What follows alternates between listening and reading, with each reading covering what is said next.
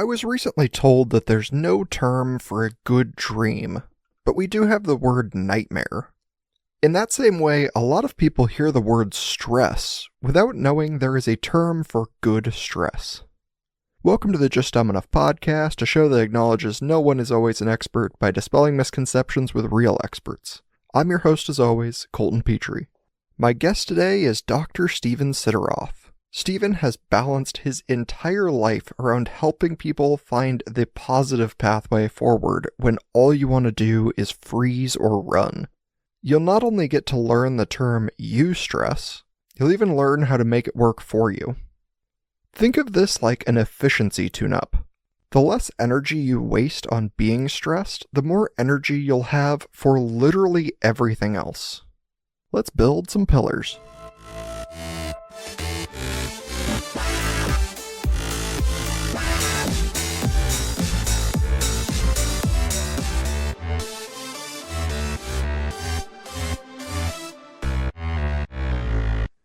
Welcome to the show, Dr. Stephen Sideroff. Hi there, Colton. It's a pleasure to be here with you. Yes, I'm so glad to have you on the show. Why don't you introduce yourself a little bit for the audience? Well, I pride myself in really understanding where people are coming from. And as a result of that, very early on in my career, I recognized how important stress was in everybody's life. You could be going along really well, and then as the stresses pile up, it begins to impact you emotionally, physically, and mentally. And so that's where I began my focus in my work, because I wanted to address something that was a major modifier of everybody's life and happiness. Very quickly on in that process, I found that people had a lot of resistance to dealing with their stress. So I went on this long process of understanding what that resistance is all about.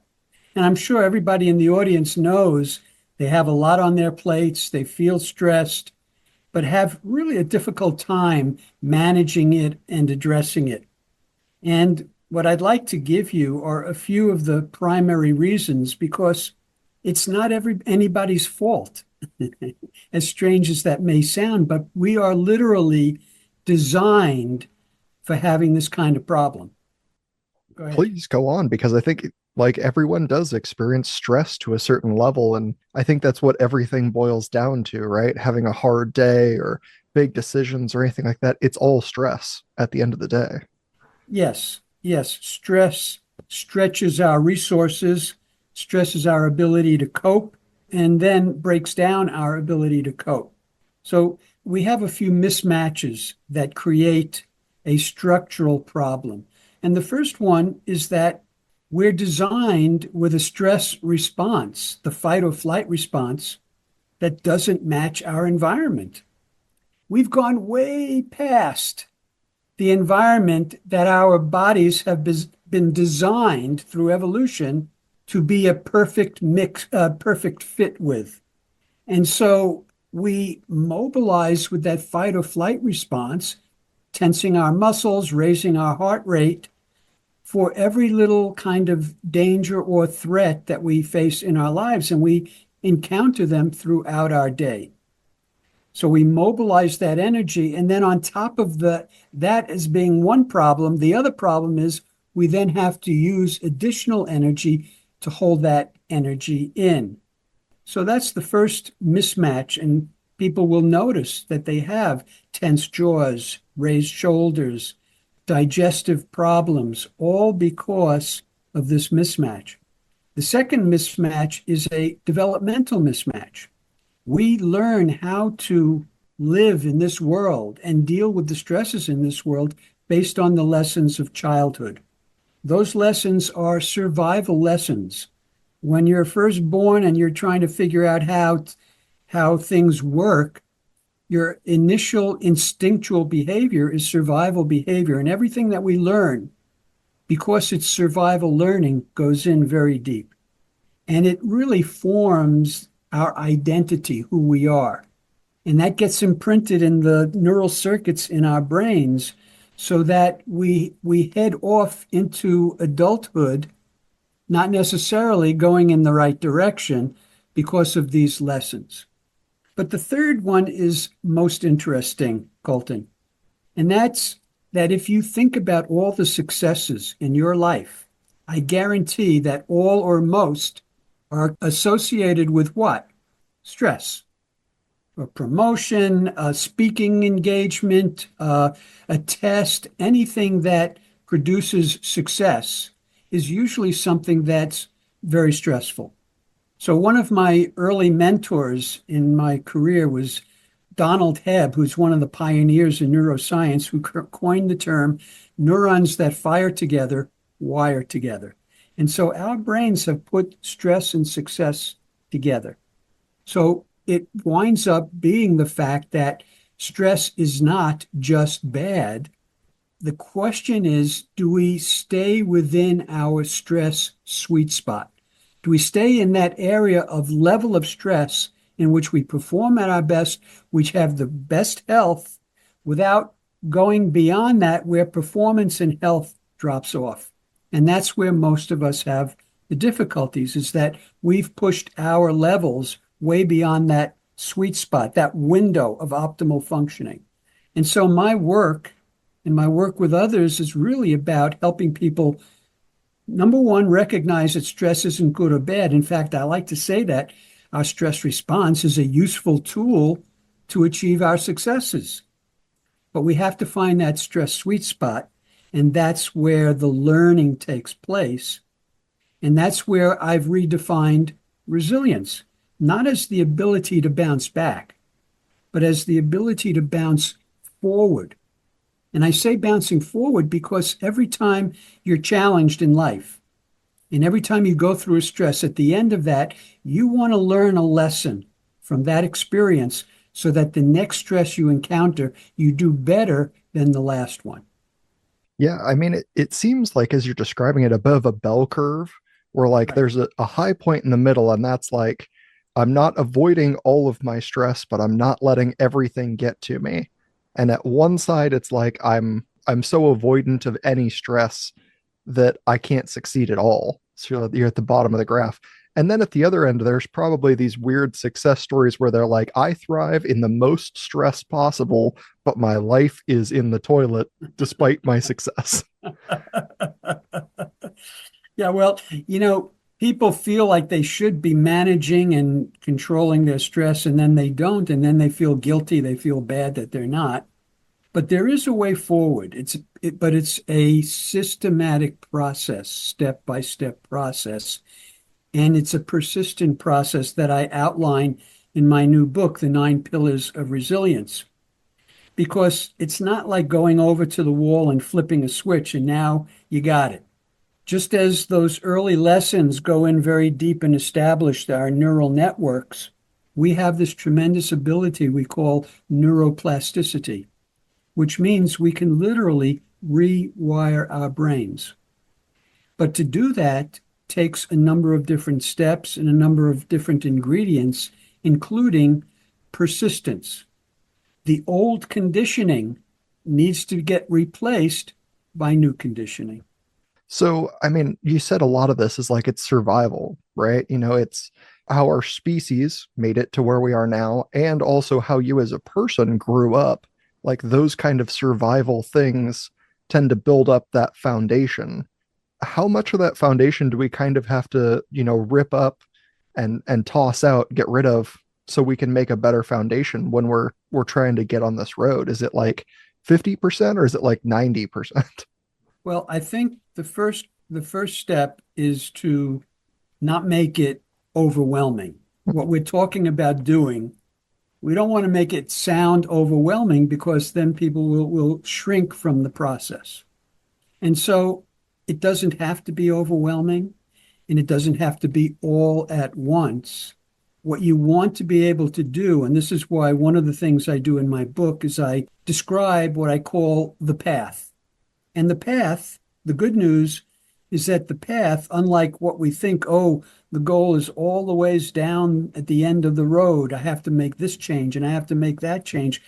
And before you know it, it's like the patient that goes to the doctor and the doctor says, well, You're going to have to get more sleep and you're going to have to get more exercise. You're going to have to stop drinking and you have to stop smoking. And the patient walks out saying, I have to get a different doctor. Yeah, So much we, easier to replace the one. so we don't want to make this overwhelming. So the way I work it in my book is I talk about the path, and the path is alongside us every moment of every day. And all it takes to get onto the path that will lead you in the right direction is taking a few steps based on my 9 pillar model of resilience and based on the steps I talk about in my book, which literally you could take a few steps each day and you will be successful because you will start feeling like, oh, I got this. This isn't that difficult. Let me do it tomorrow. So that's the key, is to realize you could do it in a step-by-step manner. You know the map of the territory, which in my perspective are these 9 pillars of resilience, and it's helping yourself develop along each of these 9 pillars. And so it begins really with my 5th pillar, which is mental balance and mastery, which is having the right mindset.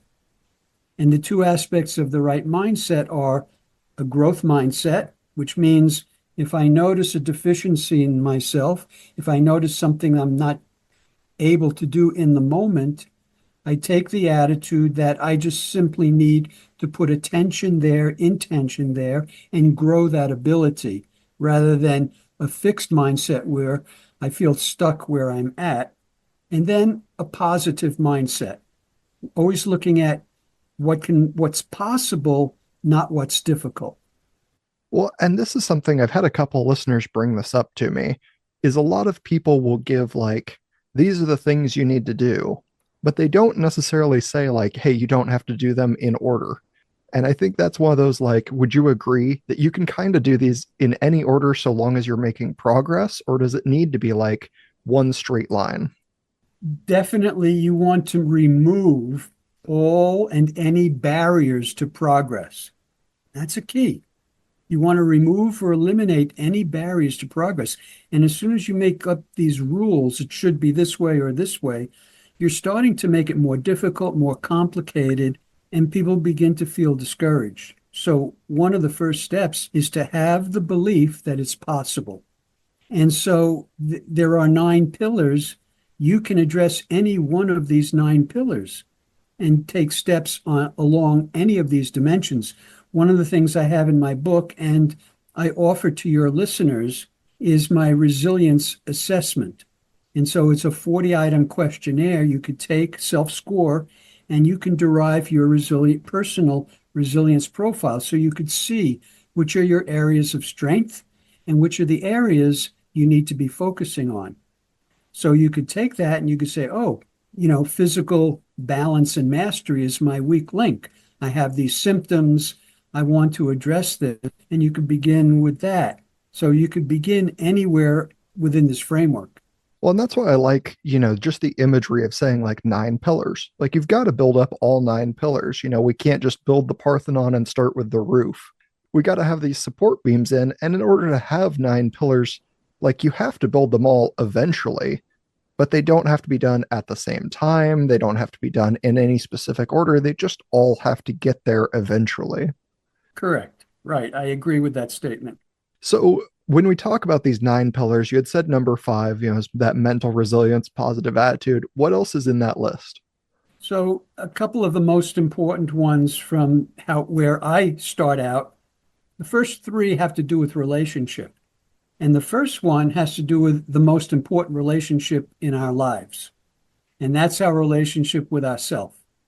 And here's where some of the early messages go in very deeply and really create more stress in our lives than we need because they cause us to doubt ourselves, focus on what can go wrong, and that results in more things in our lives being stressful than need to be. So a lot of people that come to see me are self-critical, self-judgmental.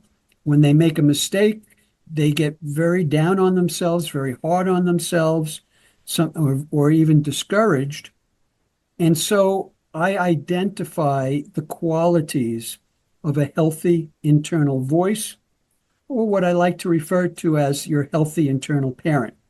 So, your healthy internal parent comes from a place of love, acceptance, compassion.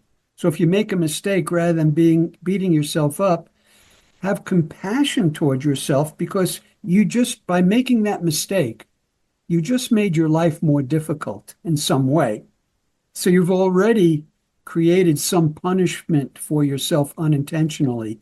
Don't add to that by beating yourself up. So compassion, acceptance, care, support, and joy. So that's the model. So when you notice that you're treating yourself from a place of criticism and judgment, recognize that that's not taking you to greater resilience. It's creating more stress. Shift into this positive approach and speak to yourself. In fact, I believe that anytime we're feeling upset, we can trace it back to some negative message we're giving ourselves. So that's a good clue. The second one is relationship with others.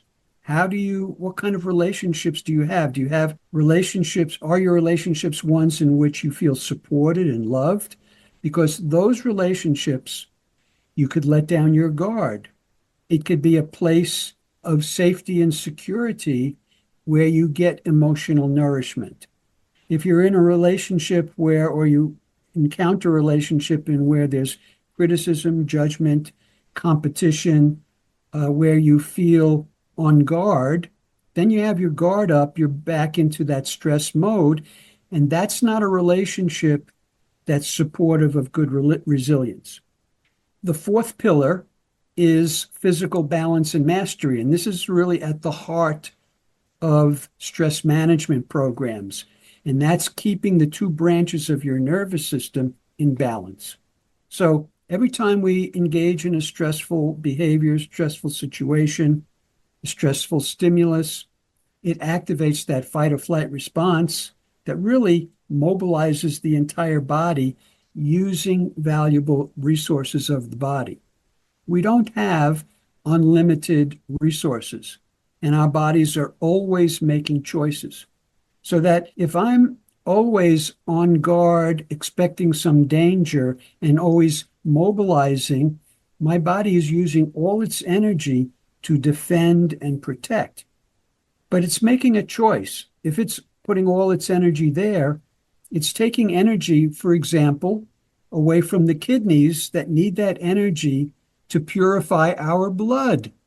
So we're designed to be able to go into fight or flight, but only if we then come back into ourselves and find the time and the space to recover that energy, to turn some of that energy back into our bodies for that recovery. And so if you think about every day of your life, if you're like me, I move from one stressful situation to another. And I'm sure everybody in this audience does, whether it's, an encounter at work, whether it's an encounter in other situations, our guards go up. We even for getting into your car and driving to work, you're mobilizing your stress response. May not realize it, but you are. But how many situations in your day do you have a stimulus that says you're safe, you can relax, you can let down your guard, you can recover that energy? Probably very few, if any. So that if we look at our days, we're continually ramping up our stress response without giving it any of that recovery that's necessary for the balance between the two branches of the nervous system. So back to that bell curve you mentioned, if we want to be in that optimal stress sweet spot where we perform at our best, our minds are the sharpest, and our health is maintained, we wind up pushing it into that danger zone. So that's the fourth pillar. And what it tells us is that we have to find the time each day to practice some form of relaxation exercise. And I think we've all met those people who are just like, I've been stressed all day and I don't have the energy to get anything done. And you're like, well, those are directly connected. Like, that's not, oh, you have no energy and you're stressed. Have no energy because you're so stressed. Like, Exactly. you're not taking the time to be healthy for yourself, which means that your body is making you more unhealthy. Hmm. Right, right. And like I had a client just the other day who was telling me that it was late at night, and she said, she was working. She was doing some creative work, some editing work, and she was excited, and the creative juices were flowing, and so she didn't want to go to sleep because of that. But she wound up being unavailable for anything for 3 days after that because she crashed and was not able to be at her best after that. So sometimes we look at the short term and we don't realize the consequences of the long term. I like to say, life is a marathon. It's not a sprint. And if you're sprinting, you're going to wear yourself out very quickly. Well, and it seems like a lot of people are sprinting as long and as hard as they can these days. They're like, I've got to grind to get to the best I can be. And that means working nonstop until I drop. And you're like, well, that's great, but not at all sustainable. Like, that's a good thing to do every once in a while when you really got to push through to the finish line. But that's not like a start of the race behavior. Right, right.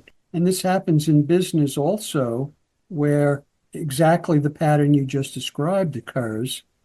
But if you ask the people who are looking at productivity, there may be bursts of higher productivity, but in the long term, there's greater absenteeism. People have more headaches, more other kinds of symptoms that really essentially result in them being at less than their best. And this kind of makes me think about like the known stressors, like your everyday, I know that my work's going to be a little stressful. I know that my kids are going to be a little crazy. You have those that you're aware of versus like the very unknown, oh no, my house caught on fire today. Those are must be handled very differently, I would assume. Well, it's interesting that you mentioned that because a few weeks ago I came home. I was out of the country. I was down in Belize, and I came back, and the LA fires were raging. And my neighborhood in Topanga Canyon was right in the line of those fires, and my area was evacuated.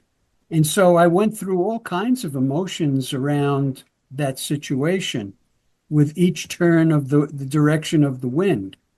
And so I caught myself at times going into catastrophic expectations about my house burning down, which in this case there was a good possibility. But I had to stop myself, and I've learned some of my own lessons. Stop myself and say, wait a second, don't go into that pain state, that stress state right now, when what you're afraid might happen is only a fantasy, only a possibility. What do I need to do if that happens? Take care of what that is. And at the moment, there was very little I could do. It was all in the hands of the firefighters. So I needed to let go of what I don't have control over. And that's a key element for everybody out there. We activate and become stressed and anxious about a lot of things in our lives that we don't have any control over. And that's one of the first great lessons about mental balance and mastery is control of your mental thoughts and expectations so that you're not engaging that stress response unnecessarily in situations where it has no benefit. And so I shifted into the positive of it's going to get stopped. It'll be okay. And of course, there was uncertainty, but I stayed in that state, which was much less difficult. And it turned out my house was okay. They stopped it right at the ridge above my house. But in general, we have a limited amount of personal energy, as I alluded to earlier. And it's up to us to use that energy judiciously. So worrying about something outside of our control is wasting that energy. Another waste of that energy is worry. Worry is where we imagine some negative bad outcome before it actually happens, whether it's about how we might handle a situation or what might happen from the outside. And so I encourage people to really work on letting go of worry. And again, it's not okay, I'm going to stop worrying, and now you stop worrying. It's an ongoing retraining of your brain. If you decide you want to stop worrying and you engage in a training, a retraining, and you are persistent with it, you will have success. Every time you start to worry, you stop and you say, no, this will not serve me. There's nothing I could do about this. Let me let go of that, and then shift your focus to a positive expectation. Well, and this kind of leans back on that, like your need to be compassionate towards yourself, to have that inner parent moment. Because even if you've practiced this as long as you have, you created and wrote the book on it, right? You're like, look, I wrote the 9 pillars of resilience. You still have those moments where your energy is going to be burned on things you can't worry about. You're like, oh no, I'm concerned. That energy is just, it's involuntary. It has to be used. But so many people would beat themselves up for that. They'd spend even more energy saying, like, well, I've trained for this. Why was I so worried? Why did I spend so much extra energy? Instead of just being like, you know what? It couldn't be helped. I got to move on. Right, right. One of the ways that people get stuck in this process is that a lot of these reactions, whether it's worry, whether it's anxiety, going into negative thoughts, those are conditioned patterns. And so they happen before we even have the conscious awareness of them. But what happens with a lot of people is that automatic reaction of worry, anxiety, negativity happens, and we get discouraged. I've been trying to work on that, and it's still happening. And what's so important to realize is you can't interrupt an automatic pattern. You can only begin an interruption process once you are aware of it. So it's when you notice you're starting to worry, going down the negative path, that's when you begin engaging in a process to shift with the intention of shifting into something more positive. And you're not going to catch it initially before it begins because, again, it's automatic. It's a process. Every time you notice it, don't be hard on yourself that it's happening. Don't be discouraged that it's happening. At that point is when you say, no, this doesn't serve me. And then you shift into a more positive approach. If you do that consistently, you will, on a time by time basis, begin to diminish that automatic response. So you have to have patience and persistence. Well, and it seems like that automatic response, I would assume, this is going to be me making a big logic jump here, but is more common today than it was 20 years ago just because of the access of information. Like we can see the entire world in a split second, and that speed with which information can hit us must trigger that reaction more often. There are many parts of what you just said that are so true. Number one, we see more, and if I go to one of my search engines, it displays one panel after another of what's going on around the world, and half of them, if not more, are something negative, something dangerous, because that attracts our attention more. So the media know that we're designed to respond more to that. So we very quickly see all kinds of negative things going on. And so we will have reactions to them if we don't consciously make a different decision. The other thing that's important to realize is that the speed at which, when we're using the computer, when we're looking at something online, the speed at which the images change, the messages change every 5 or 10 seconds, 15 seconds, especially in social media. We don't realize that that is literally training our brains. It's getting our brains used to rapid changes. Those rapid changes have a negative impact on the functioning of our brain. In fact, a study was just done in China which they looked at students and they divided them into based on how much social media they watched. And those that watched more social media showed slower reaction times, shorter time ability to attention spans, and greater levels of depression. So we are being impacted by this, and it's up to everybody to modulate how much time they spend, engaged in this process because it is having an impact on our brains. Well, I mean, it's like, if we imagined our internal energy as a resource that was flammable, going onto social medias, especially very high paced social medias, is kind of like flicking matches at it, where you're like, yeah, you're expecting to burn it up. And, it's entertaining, I suppose, but like ultimately, you're just going to run out of fuel. Well, what we do know is that it activates our dopamine response, which is addictive, and that's part of why people have difficulty changing their behavior. And that makes me think, is there like a life event that is more energy consuming as far as stress goes? Is it like our work or our personal relationships or our habits, things like that? Is there one that you're like, oh, these ones are major burners, like they contribute the most heavily?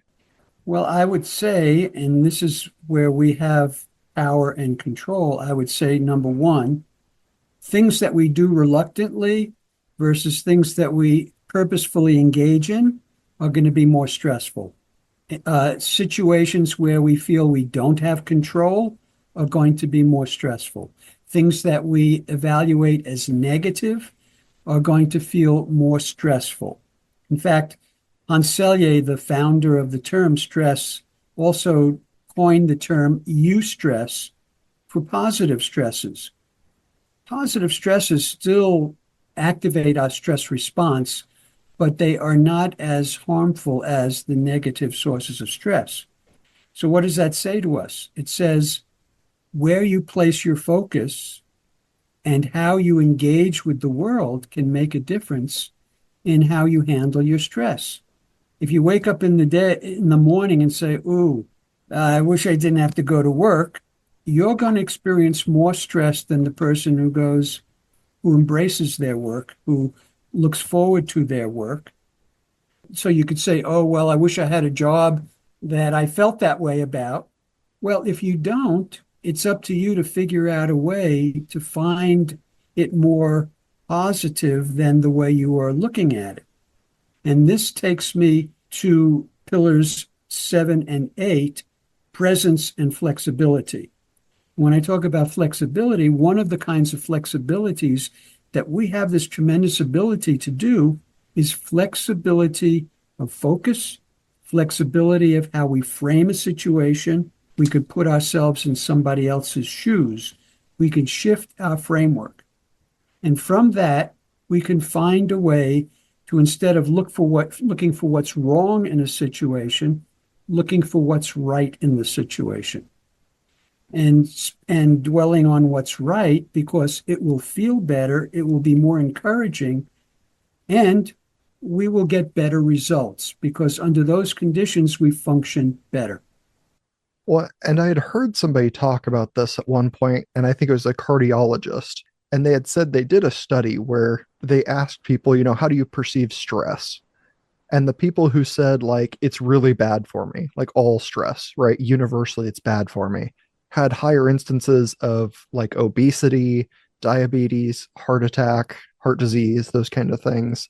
And the people who said, like, oh, stress is a good thing, right? Eustress, where Mm-hmm. they're like, no, like stress just means that my body is motivated. I'm doing something, had lower instances of all those. So Mm-hmm. it's very interesting, like the power your mind has to perceive something as good or bad, because, we never hear the term eustress. We Mm-hmm. only hear stress. And they're like, well, stress is just bad. Right, right. Absolutely. You're absolutely correct. And it begins back with whether your tendency, your pattern, is to see what's wrong with a situation or what's right with a situation. People are confronted with a task and they begin by saying, "Oh, that's going to be difficult," or "I don't know if I can do it." you're already sending yourself down this path that basically reinforces what you just said. Because when you say it's going to be difficult, or I don't know if I could do it, you actually create a constriction in your body, and you actually make your mind less capable, because with that instruction, your brain wants to shift down into the more primitive brain centers of survival. In fact, many of us spend most of our time in a place of survival. Am I going to make it through the day? Do I have enough money? And you want to find a way to be positive with every moment of your day. At yourself if you're negative and shift into the positive, because you're going to get better results and you're going to be healthier because you're going to handle the stresses of life better. And it's one of those that like people, they go down this spiral and they suddenly find themselves like very overwhelmed. And then we lock up, right? It's that survival instinct kicks in and suddenly we can't find our way back to the path. Right. So we're like, I'm so stuck. Like, what do we do? I know you have tips for that. So what do we do in those moments where we are like we're frozen? Right. And I think that's a very good question, because it's not only the pattern that you just described, or we go down this whole rabbit hole, so to speak, or downward spiral. It's also about people who have unresolved trauma, who have childhood experiences that were scary to them, dangerous to them, or just emotionally upsetting to them. New present situations can that have some similarity remind them of that past trauma, past experience, can get activated and trigger a freeze response or a fight or flight response. And it happens like this, happens immediately, because we have what's called neuroception. Neuroception develops out of the conditioning and lessons of childhood. And neuroception is our nervous system's a way of creating a first line of defense. And so stressful, dangerous, traumatic experiences of childhood sensitize our nervous system so that it picks up on danger before we have the cognitive awareness of it. But it could pick up signals that it considers dangerous that are actually not dangerous, that are neutral. But what happens is it picks those signals up, and it could be a misinterpretation of what someone is saying or doing, picks it up and triggers a body reaction, such as freezing, as you just said. Well, two things happen then. One, we then notice our body's reaction, and we don't go, there really isn't any danger here. We go, oh, there must be a danger. Where is it? And from that perspective, we're always going to either find something or assume we're just missing it, but something's out there. And it keeps us locked into that pattern. So it's really important for people to realize that a lot of times when they have that kind of reaction, including anxiety, that it's not necessarily responding to something in real time, that what's happening in real time is taking them back to an early childhood experience or even earlier adult experience. If that happens, the way that you address it is first to make that cognitive statement to yourself. This is not about something in the present moment. I don't have to look for the danger. It's a reaction to something from my childhood. So that gives you a little bit of a space to then start to go into, and the more you practice this when you're not stressed, when you're not in the frozen response, the better you'll be able to do it when you are. And that's practicing a relaxation exercise. And that's finding a way to ground yourself. And you want to ground yourself in your trust in yourself, ground yourself in your successes, ground yourself in all the the things that you've demonstrated to yourself in your life that show you you're capable. And so between the breath, the cognitive, this is not about now, and then the grounding in your positive qualities can gradually wean you off of those stressful initial reactions. But it's a retraining process that you need to go through. And it almost sounds like, when we're talking about like triggers and, especially things from the past, this is kind of how a lot of people define like their PTSD, is they say like, it's a sound that I heard today, but it reminded me of something 10 years ago. Is that kind of a way that people on the everyday, when they feel that overwhelmed feeling, can kind of build a connection, like they now understand PTSD a little better? Well, there's an important piece here in really what you're talking about because it can go in two directions. The positive direction is recognizing it's about something in the past and not real here in the moment. The negative way it can go is that if you connect back to your trauma, connect back to what happened in the past, you connect back to how you were treated in the past, it could take you into that space and you can get locked into that space. It could take you back there where you felt helpless. And if you connect to feeling helpless, then it's going to make it more difficult to do something different in the present moment. So this is why people in this situation want to take time when they're not in a stressful trauma reaction to go through a rehearsal process around this. This is something that I do also in my book, is I take people through a step-by-step process to break away from these old patterns, whether it's a childhood less learning pattern or a trauma or particular wounding pattern. Well, and I've heard some people, have everyone has their trick, right? Like there's always lots of anecdotes about how some people deal with things that might help them. One of them I had heard was that a person wears a bracelet. So just somebody that I had met wears a bracelet that has like a medallion on it. And it's something that they had just recently got. And so they use that like an anchor to put themselves in the current moment. So when they're like feeling that stress and they're thinking about being, back in that stressful moment, the thing that caused them the trauma, like they grab it and they're like, oh, that's present me. Old me didn't have this bracelet, so that can't be an issue. I know I'm right here, right now, and kind of helps them to stay unlocked, I suppose. I think that's a great mechanism, tool, trick, whatever you want to call it. Yeah. They use the sense that it's new and they connect it to it to bring them into the present.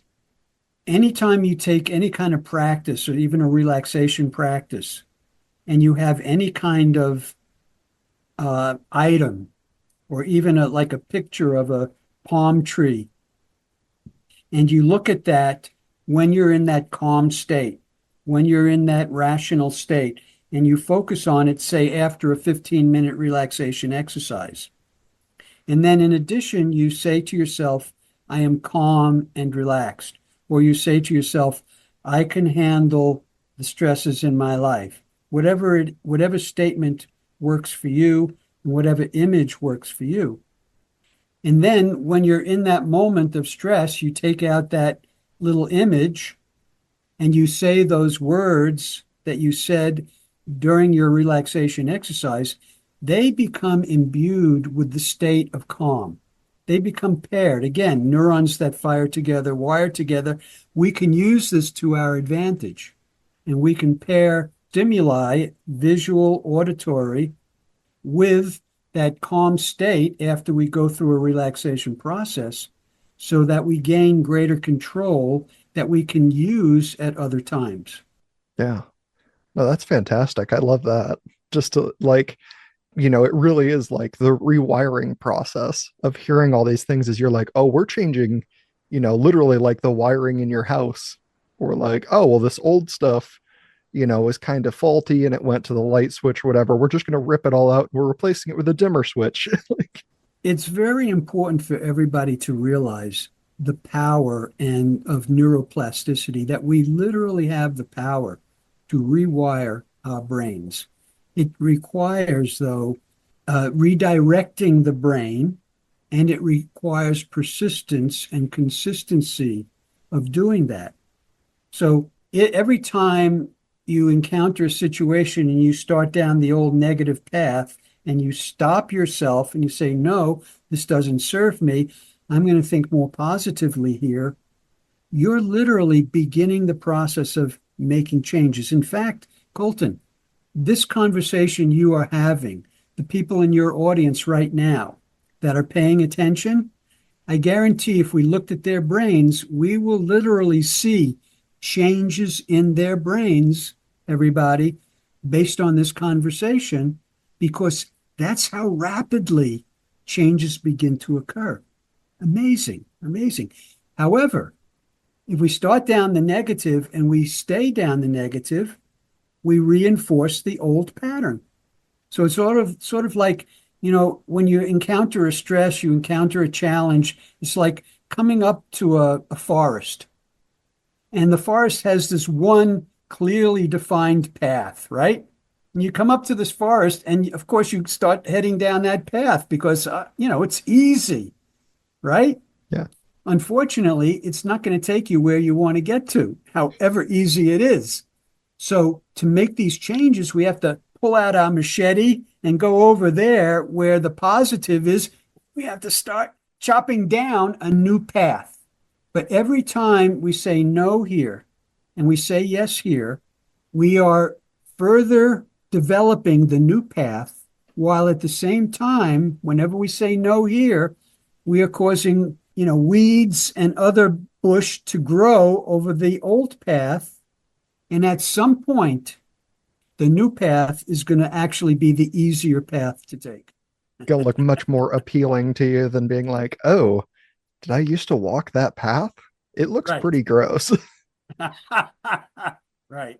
Which, I mean, we hear stories about that from people all the time where they're like, oh, I stopped smoking cigarettes and now I smelled one the other day and I thought, oh, how gross is that? Or people that are like, I just stopped drinking soda. And then last time I tried it, I was like, oh, this is super sweet. I don't want to drink this. It's those decisions. Once you're kind of out of the system, it's harder to bring yourself back in unless you talk yourself into it.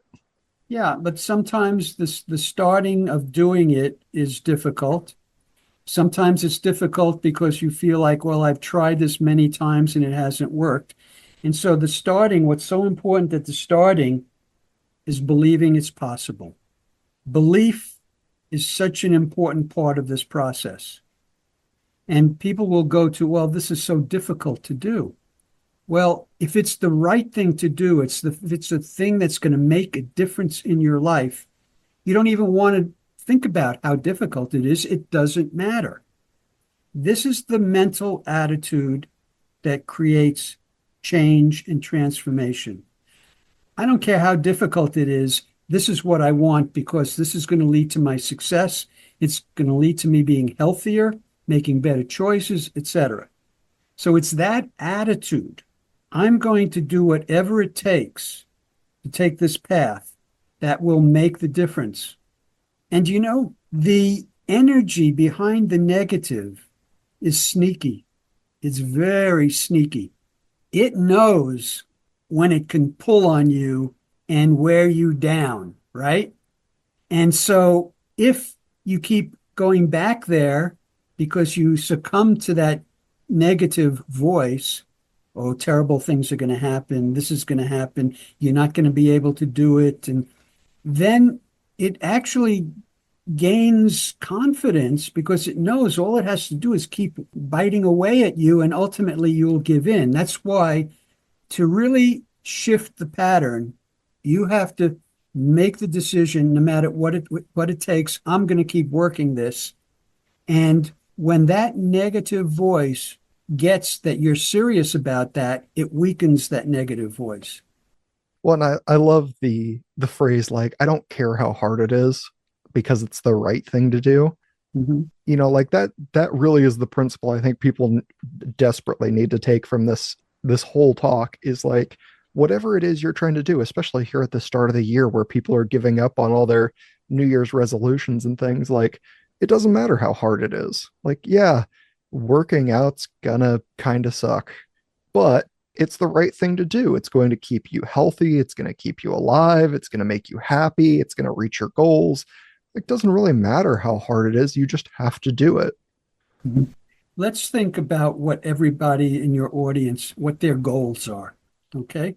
So we're talking about taking a path that's going to result in thinking more clearly. It's going to result in feeling better, and it's going to result in slowing the aging process. Okay. We know we have research that demonstrates that stress can literally speed up the aging process. Now, I took my biological age test. We can now assess our biological age, how our bodies are literally aging. I follow my program.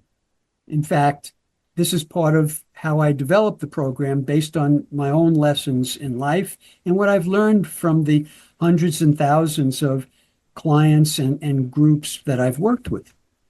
So when I measured my biological age 2 years ago, it was 20 years younger than my chronological age. And I attribute it to these lessons from these 9 pillars and living my life based on it. And so that's what everybody has to look forward to. You can literally, I believe, and I'm doing a study right now to use a larger sample than just a one case study to prove that this is the case. But the one case shows that you have the capability of slowing the aging process. Well, and everyone always says, like, I want to feel younger. Like, well, you can. Like, we actually have the data for that. Again, you just have to put in work. That's the hard part. Right. But yeah, Stephen, thank you so much for being here. I've appreciated this immensely. Please tell people where they can find your book, where they can find you, and more from everything you do.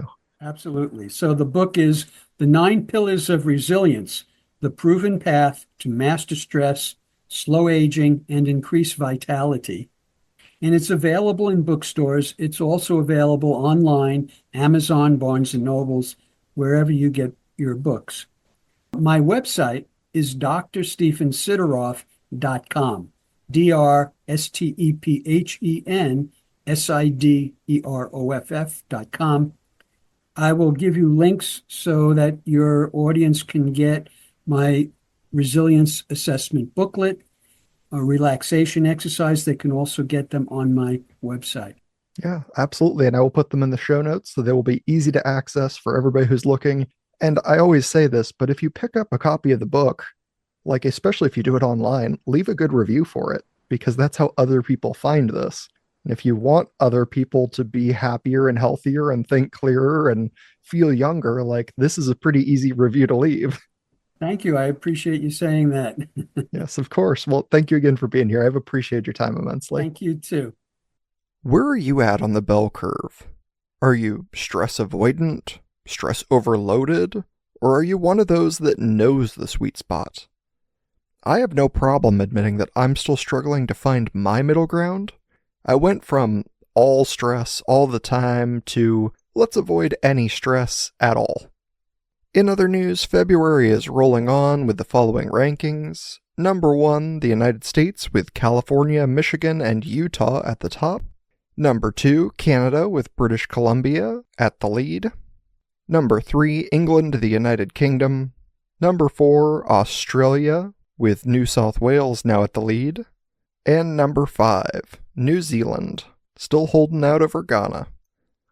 That's it for this week. Have a great week, a great weekend, and I'll see you all back here next week for another new episode. Until that new episode, please do all those things that help the show grow, like rating, reviewing, liking, and subscribing. Also remember you can reach out to dumbenoughpodcast@gmail.com or on any of the social medias if you want to reach me personally. But most importantly, stay dumb.